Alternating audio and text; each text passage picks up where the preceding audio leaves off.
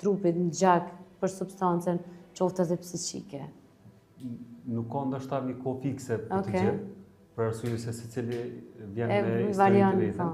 Mirë po, ajo çka dikton është lloji i substancës që kam përdor, intensiteti, gjendja fizike, mendore e tij, po ashtu edhe motivimi për gjatë trajtimit në spitalin tonë, e çfarë është ndoshta më kryesore është mbështetja e familjes pas daljes nga spitali. Kjo është domethënë qelësi i këtij procesi të rikuperimit. Për arsye se në momentin e daljes kam jetuar me familjen e tij, po ne deri atëherë organizojmë edhe takime, konsultime, ofrojmë përkraje edhe për familjen, do thotë edhe familja në një farë mënyrë i ristrukturon mendimet ndaj antarit të vet.